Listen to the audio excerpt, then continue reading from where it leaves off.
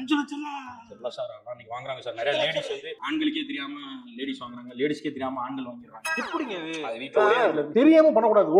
ஒருத்தருக்கு தெரிஞ்சுதான் எப்பயுமே இருக்கணும். அப்பதான் கணவன் மனைவி இல்லைன்னா என்ன அப்புறம் என்ன சார் சொல்றலாம் கரெக்ட் தான். இன்னைக்கு என்ன சார் காலம் கெட்டு போச்சு சார். நான் இந்த உட்காந்துருக்கேன். இந்த மாதிரி அவங்க எப்போ வருவாங்கன்னு தெரிஞ்சா கேட்டு சொல்லுங்க சார். நாங்க உட்காந்துருக்கேன். வருவாங்க. அவங்க வந்து லேட் ஆகும். வெளியூருக்கு போயிருக்காங்க. நோம்பிக்கு ஊருக்கு போயிருக்காங்க.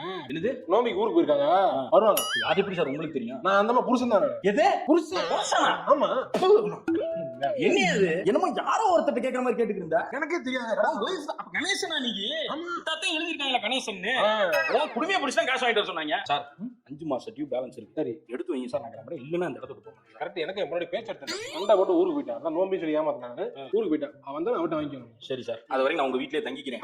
வந்தவனே காசு கொடுங்க. நான் கிளம்புறேன் சார். வீட்டை ஜப்தி பண்ணி வீட்டுக்குள்ள போங்க. போலீஸ் கம்ப்ளைண்ட் கொடுத்துருங்க. போலீஸ் கம்ப்ளைண்ட் நீங்க வீட்டுக்குள்ள போங்க. நான் போறேன். சார் நீங்க போங்க. சார் இல்ல சார் போறேன் சார். உசிரை வாங்காதீங்கடா. கட்டி துளைங்கடா. எங்க ஓடு எங்க சாவடிக்கிறான்டா எங்க கம்பெனிக்காரங்க.